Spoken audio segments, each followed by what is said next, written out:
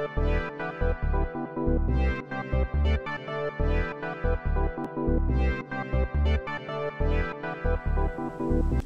today I want to share what I've been working on the last couple days. I really have never made a mount that I've been happy with on this bike. The reason is because of the dark windshield. Any mount I make just gets too long, too much of a diving board. I've tried putting, I actually even tried putting a mount out here, but you wind up picking up the mirror. And so the choices whenever we've done anything with this bike, we're really limited in the choices that we have. But what I did in the last couple days, and I just want to share a little bit of an adventure because I learned something in doing this. And what I did, I looked at how this fairing was mounted, and what's happened is there's some soft mount points and some hard mount. This is a soft mount, so it moves a little bit. It's in rubber. So mounting anything there is a problem. Well, what I did, I had a little bracket, but it's an 1/8 inch bracket. It's that thin aluminum. But what I wanted to do is I wanted to see how the angle would look. See, I wanted to pick up some of the front wheel in the footage, and I was even thinking of taking one of these bolts out, putting it lower. No, I don't want to really do that. But what I did my first little test. I mounted up this bracket just to see what the footage would look like, and it looked great. It had a nice view of the front wheel. You can see the front wheel turning. It was kind of nice, and of course we're doing this just for fun anyway. Then when I got home and I looked at the footage, I said, oh, here was the problem. This was moving around. It had a resonant vibration, and it has a resonant vibration. This is a twin-cylinder bike, so it has a distinct resonant vibration, unlike the 4-cylinder bikes that just buzz and then immediately stop. This has a real resonance. So then what I noticed is I took a little piece of foam rubber and jammed it between the fairing and the camera. Went back out, just went down by the bird sanctuary, went through the gears a few times. I said, wow, 100% better. But I was afraid that little piece of foam rubber would actually come out. So I took a big rubber washer. In fact, I'm going to take this off right now because what I'm going to do today is make another bracket. And I think by showing this, you can see how something like this evolves. I'm going to take this rubber washer out. See, this is just a rubber washer. But now what happens, with the rubber washer gone, you can even hear it. And it tends to bump its way into the fairing. So what I'm going to do is take this bracket out. I went and got that piece of scrap. It's thicker. I think it's 3/16 or 1/4 inch. And use this for a pattern. I have this angle right. I have the bolt hole right, and I'm just going to move this out maybe another 1/4 inch so that, because this will not be resonating then,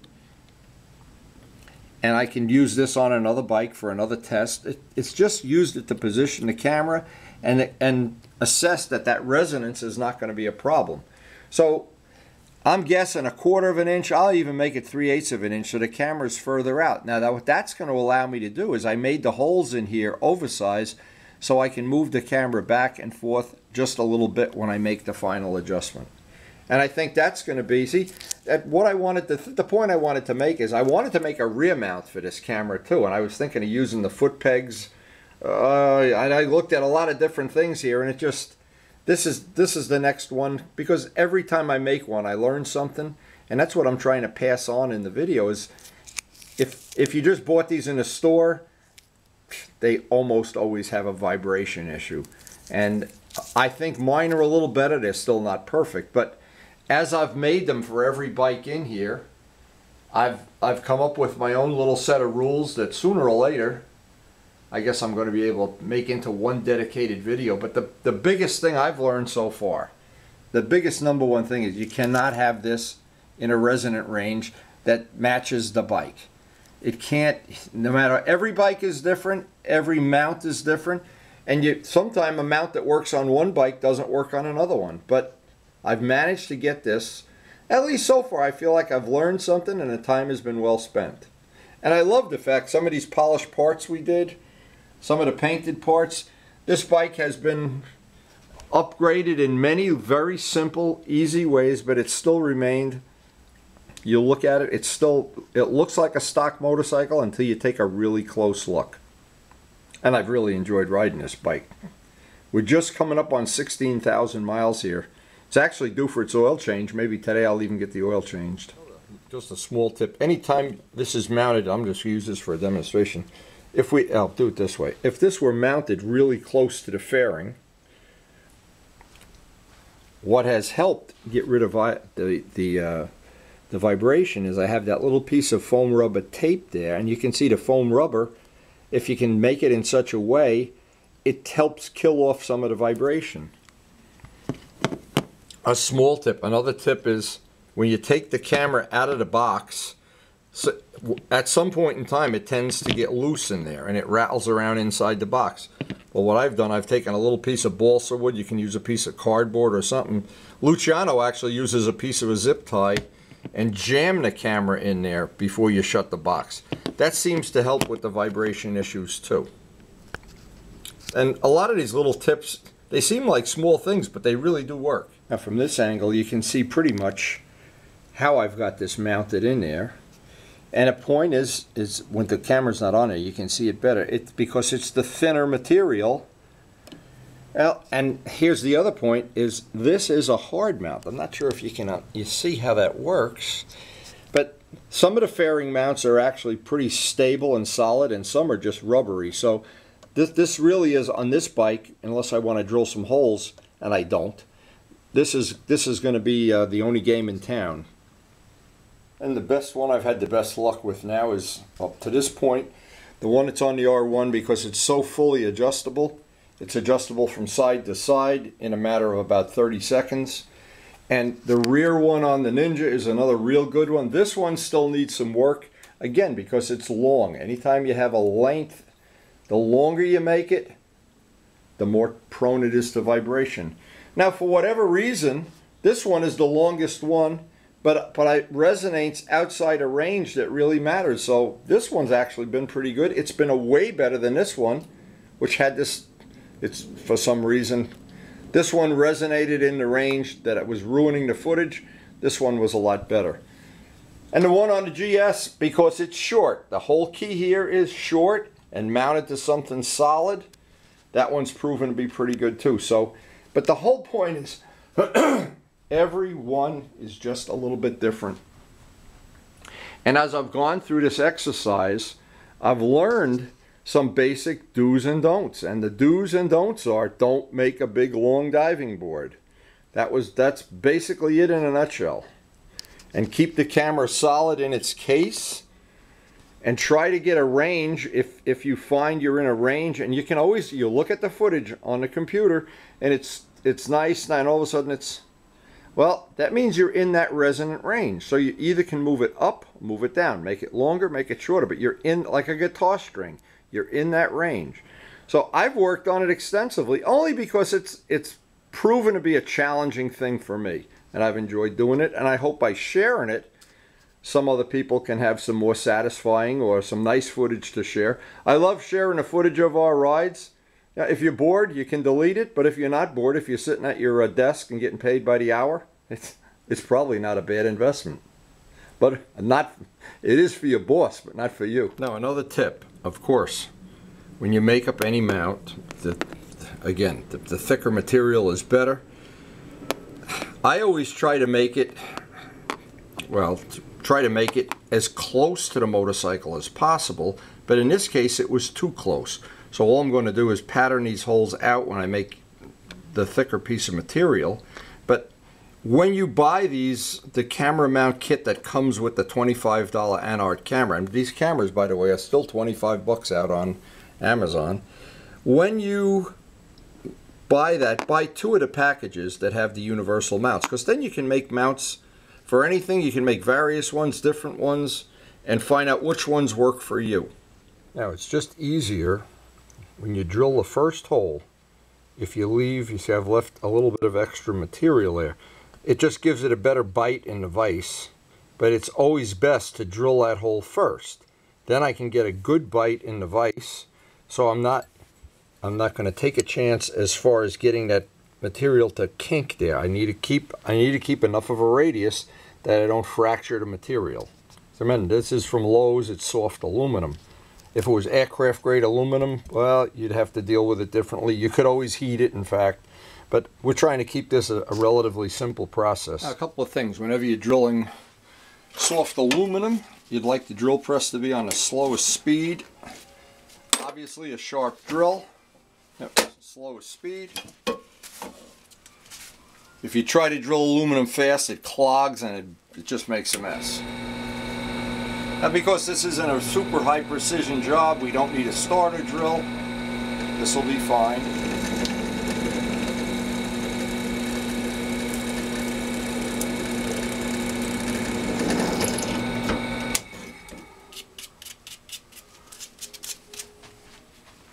Now, probably the part of this that would be the most challenging, and this is pretty simple. I've taken some ordinary Gorilla Tape, just put it over the masking tape because I'm trying to minimize the scarring of the part. I want to get enough material in here.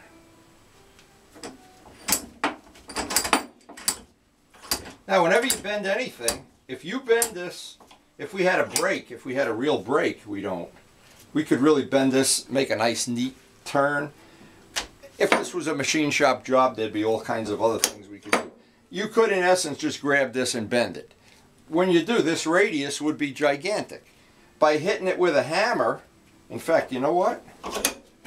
As brilliant as I am at times, I had the piece in backwards. What do you mean not that brilliant? Quiet! I can hear Hanson now. Brilliant! Ah! He couldn't drill a square hole in a round peg. So, if I'm doing this, I could hit it up here and not much is going to happen. I've got to hold this with one hand. Aim. If I don't want to get it really down at the bottom. And this is really a tricky thing. I want to be up about a couple inches and get a nice bend in this.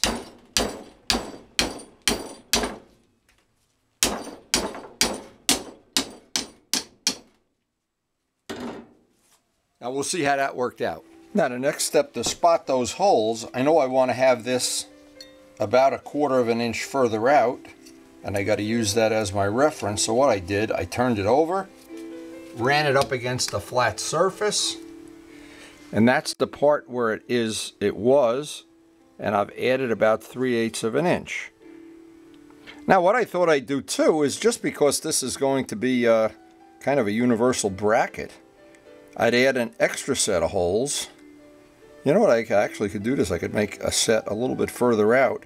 The advantage of having it a little, nah, I better not. You know what, I'm getting too cute. I was going to think of making like a muffler bracket there, and then I could slide the camera in and out. But I'd really like to get one setting that works, and by having one setting, and the reason not to do that is this material is about, this I paid $7 for in Lowe's, and I've made about 10 camera brackets, and I still got 2 feet left. I bought a 4-foot piece.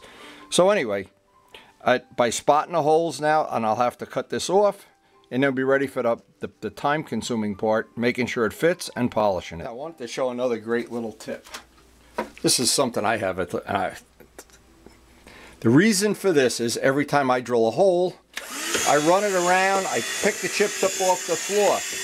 Because this isn't really a machine shop or as such, we do a lot of babysitting here. And I don't want my grandson to pick up one of these slivers in his toe.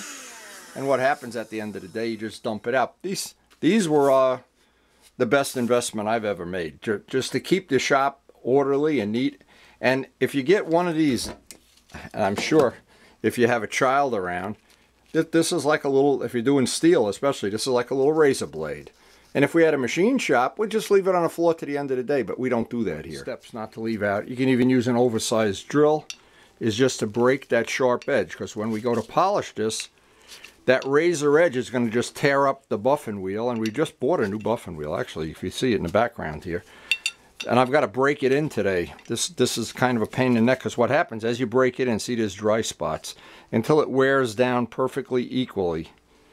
This one will take, by the time we're done with this bracket, it'll be broken in. Like breaking in tires. But you want to have that little edge broken before you do any polishing. Now it's a question, just hacksawing this off.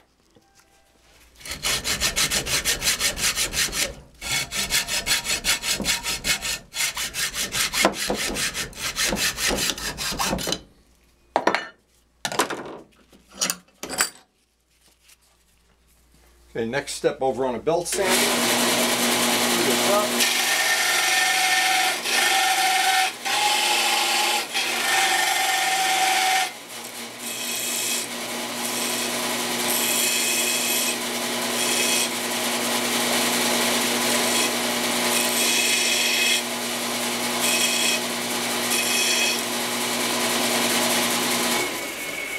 The idea is to break any sharp edge that can tear up the buffing wheel.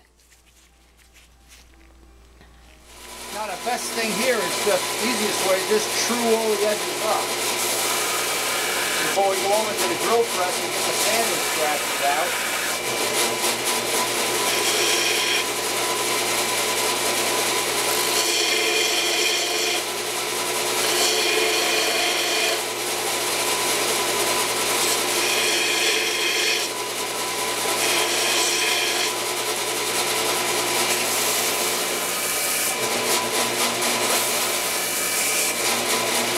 You can see how quick that part changes from being relatively rough, and now we have to get the sanding scratches out. Now before I go to the next step, I'm going to take the part out and see if there's any clearance issues here, because this has to go up under the fairing.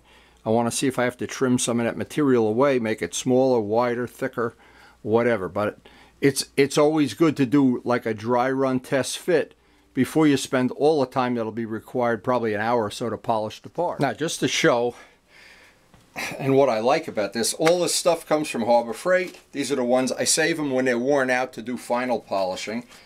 They have little ones, they come in 2 sizes and 3 different grits. $2 or $3 for a package of them. What happens when they're on a mandrel, whoop, as one goes on the floor, you have 2 possibilities that work real well. This is one. This is a more expensive option, and we use this for final finishing. But the original part that goes in the drill press, this is relatively easy to use, and this will take a lot of the sanding scratches out. I actually could speed up the drill press now just to make it a little bit faster. I just want to show how quick this will work. It'll start what amounts to be the beginning of getting the scratches out. We're going to spend a little bit of time getting all the scratches out before we go to the buffing wheel and then put a final polish. Now what I can do is using the black compound first and finish it off with the red. I just want to show one small spot. Here's a couple of things. You never want to try to buff up here. The part jumps out. You always want to have it here from 3 o'clock down if possible. A good use for your old motorcycle gloves at the fingertips are all worn out from doing wheelies.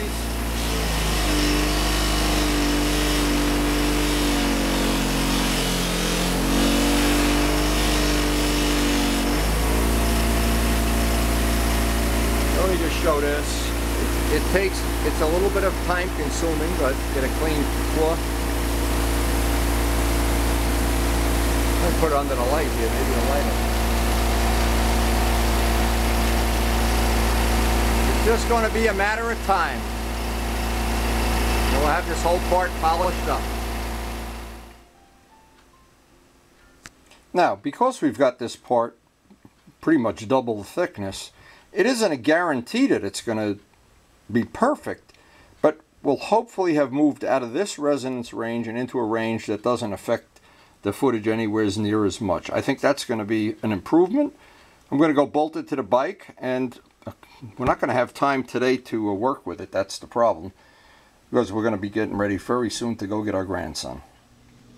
And this is a key thing of why I save every bolt from every restoration, from every part I ever take off. Is right now I needed 2 bolts that match, that weren't too long. I didn't even have to cut them or anything. It really saved me a lot of time. Now we have complete adjustability. I'm hoping I'm going to be able to pick up the front wheel in that camera from that angle. And the only problem is, again, we're running out of time, and as always, we always have our grandson in the afternoon, so rather than try to rush things through, I'd say that's going to be, I think that's going to be fine. We're just looking forward now for the next time we get to ride. It'll be interesting too, because We've used that part for a bracket, now for a pattern, and now I can really guarantee the camera is out just enough here, and you can bet that's a lot solider than it was before. But again, there's no guarantee. But as a stopgap, I'll take a piece of sponge with me just to stick in there, just in case. Because, you know, every bike has a different resonance range, and some bikes don't vibrate at all. That's why you have to do the test. Anyway, hope you enjoyed this, and no matter what you're using these brackets for, even whether they're holding parts on or what, it's good to know how to make those brackets, that's for sure. And hope you enjoyed the video, of course. Step one, he's got to assemble his hex bug layout. Is this going to be easy? How many pieces are there in this? 23 pieces? Now look, he knows by looking at the picture what this is supposed to look like when it's done. Figure it out?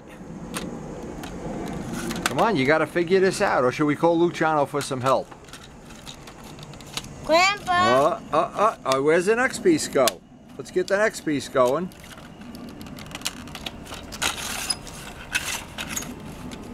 Come on, it looks like it's a hard thing to figure out. There's another one over there. Climbing the way he should. He's upside down. He's upside down. Give him a little help. That's what we always do. Get the rubber hammer. There he goes. Wow. Wow. Oh, he's going up the other loop now. Oh my goodness. How's that working out? Okay? Yes. Pretty good. Pretty good. You know your stuff, kid. That's all I got to say.